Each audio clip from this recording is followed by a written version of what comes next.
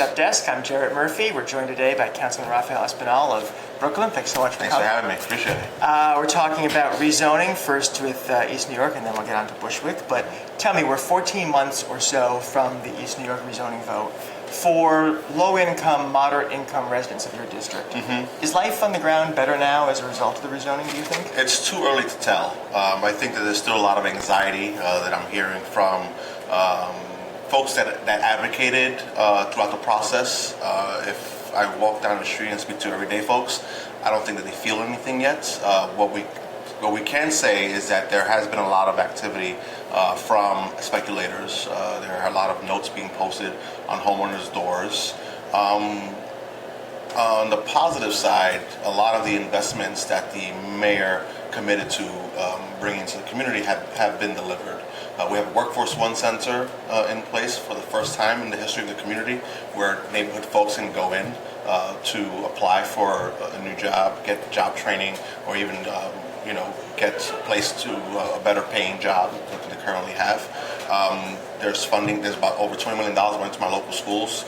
Principals are now working to get new technology for our students, create new play spaces.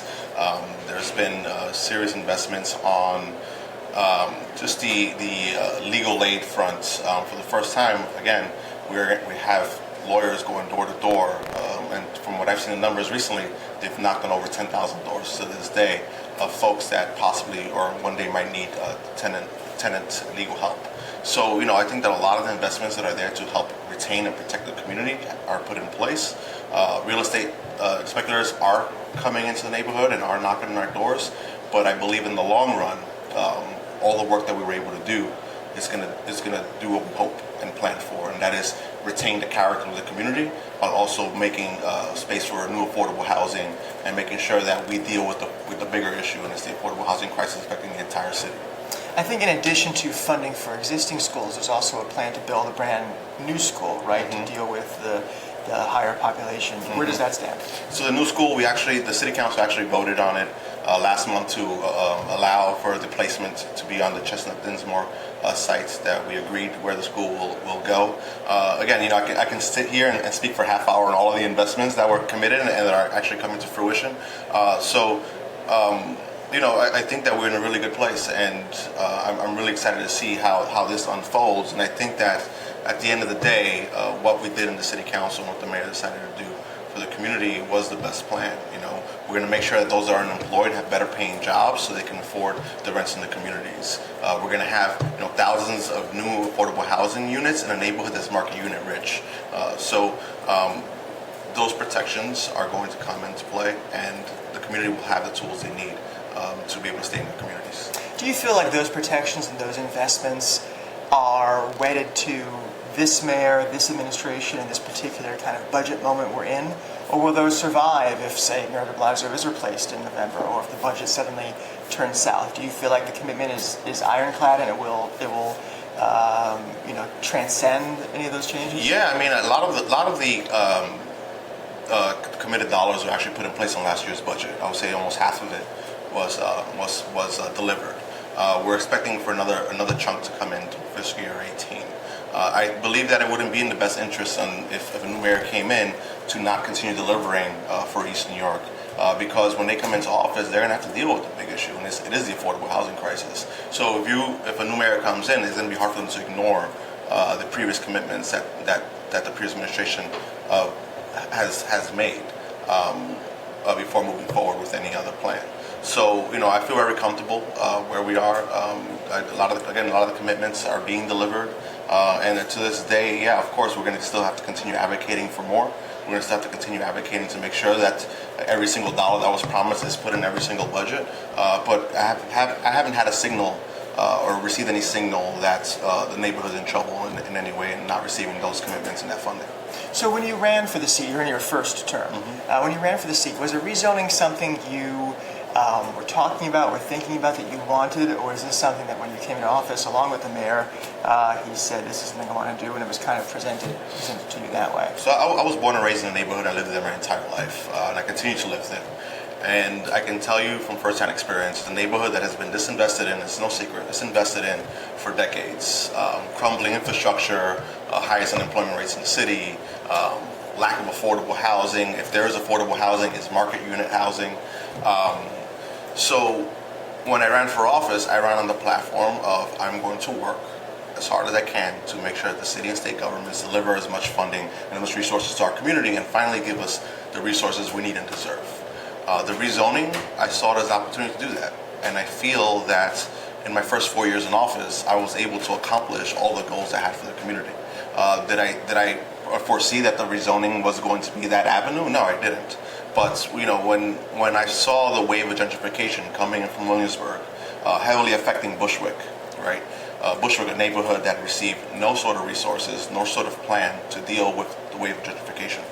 I thought it was inevitable before East New York became the next neighborhood that was going to have to deal with those same problems. And how do we deal with those problems? We rezoned the community to allow for the city to build more affordable housing in a place where affordable housing is difficult to build in as it existed at the time.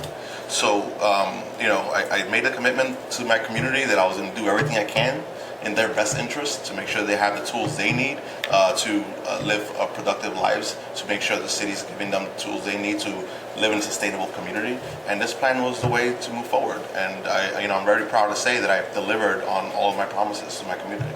In an op-ed you published on our site a couple weeks back, you talked about the accomplishments inherent in the rezoning, but you also referred to the process. You said it could have been better. Mm-hmm. Since other council members are now going through that process, what did you mean by that? What specifically could have worked better, do you think? I will not defend the process, right? The process could have been better. The community wasn't made aware that this was coming down the pike up until the mayor decided to make an announcement that he was going to rezone 15 neighborhoods and East New York was going to be the first one. I think it would have been better if the administration would have came into the neighborhood without making a huge announcement and figuring out ways where we can bring community stakeholders into the process early on instead of feeling rushed into the ULURP process. So what we're doing in Bushwick is actually giving the people the tools they need to come up with a plan of how they would like to see the neighborhood develop and how they would like to see the neighborhood rezoned to deal with the mass displacement that they've dealt with for the past 5 years, right? To help make sure they can build a community where they can bring back people who were pushed out of the neighborhood, also retaining the current people who live there. So, I would say the Bushwick process has been much better in that front. But at the end of the day, even though the East New York process wasn't the best process, at the end of the day, I believe that we were able to deliver on all the necessary tools to deal with the wave of gentrification that's coming, sweeping North Brooklyn. In the same op-ed, you described how there were times during the East New York process when you had to, slam the door and leave the room rather angrily. What do you think drove those? Wasn't my best moment, but right, well, it happens. But what do you think drove those disagreements? Was an ideological difference with the administration that they didn't get the neighborhood? And has that approach, the administration's end, has that improved in the Bushwick context? I mean, what really drove a lot of the disagreements and issues between my office and the administration was that the administration, I'm sure, has to deal with the budget, and they're looking 15 rezonings down the line, right? So I'm sure it's hard to commit to making a level of investment in your first project with the concern that later on you might not have enough money in the budget to deal with other communities or be able to negotiate with other communities. But my job is not to worry about the administration's problems are going to be down the road. My job is to make sure that my constituency receives all of the services and money I feel that they need and deserve and that we've been neglected for decades, right? So there are times where, for example, I might say, hey, I need $200 million, and they say, well, that's too high. We can only give you $100 million. And, I'd have to walk out because I knew that what I was asking for were necessary and essential in order for this plan to be a success in the future.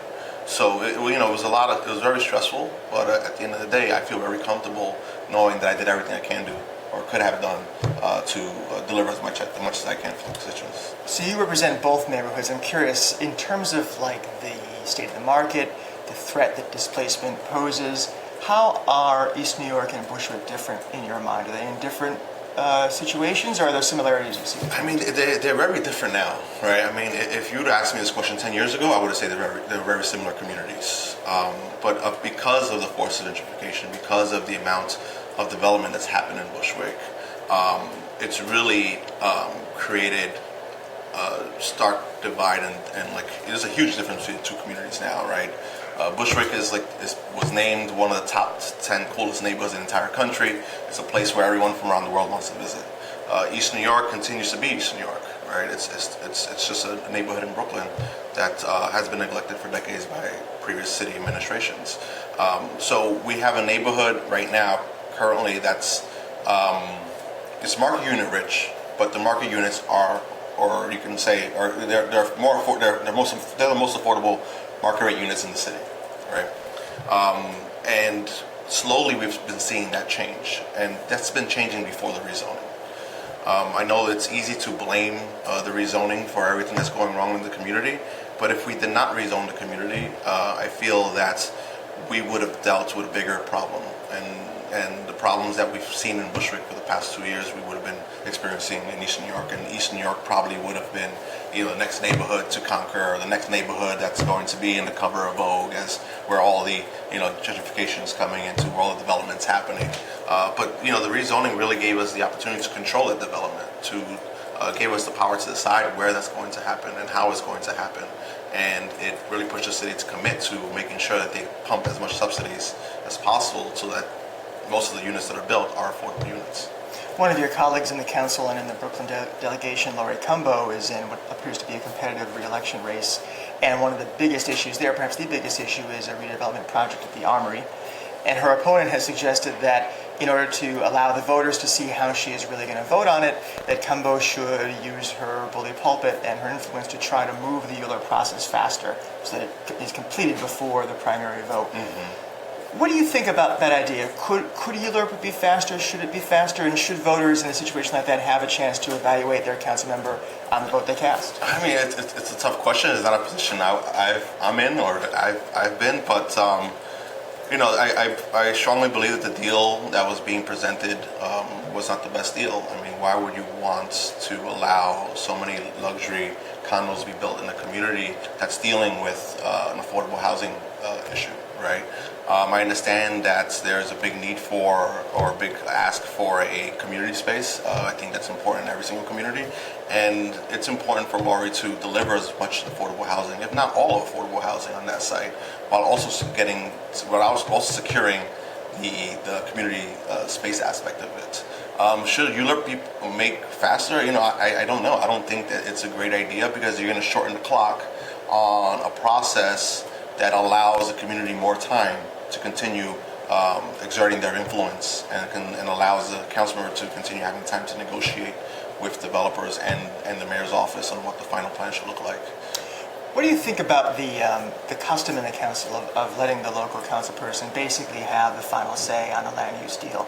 Now that these projects are really dealing with citywide issues, where housing will go, where different infrastructure might be located, does that custom still make sense? I mean, don't you feel like you might want to weigh in on what's going to happen in some of these other neighborhoods in a more direct way? I mean, I think it's very important for every member, as a member of the city council, to have some sort of say on what's being done in other parts of the city, especially when it comes to affordable housing. Because when we lose our constituencies to higher market rate apartments, they're moving to the next neighborhood, and very possibly they can move into the next neighborhood where development's happening. So we want to make sure that everyone shares, or everyone does their fair share in building affordable housing in their communities. There's no reason why Gowanus should only receive affordable housing units affordable to people making $80,000 and above. Everyone should have the opportunity to live in those communities. New York City the history of New York City is that it was a diverse and inclusive city, and we're losing that by not building affordable housing units for people on the lower income and the working class income scale. So we have to be very careful in that we, as a body, do not try to push our neighboring council members to do right by the city as a whole. So just to switch gears for a final question, you have a proposal regarding safety at baseball stadiums that I've heard you talk about. Just explain a little bit about that and tell us where that stands. Yeah, I mean, everyone asks me why am I getting involved in baseball stadiums, but I am the chair of the Consumer Affairs Committee, so my job is to worry about every single consumer in our city, whether it be at the baseball stadium or at your local bodega. So this is an issue that's been cropping up for years now.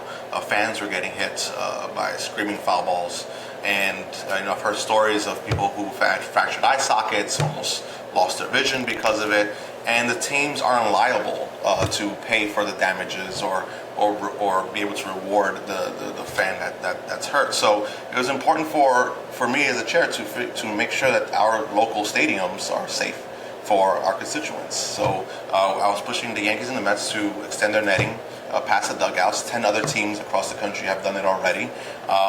And I thought it was important for New York to take a lead to set the tone across the entire country. And hopefully every single team in the Major League Baseball will have that extended netting, and we won't have to worry about a child getting hurt, as we saw recently at Yankee Stadium by a foul ball.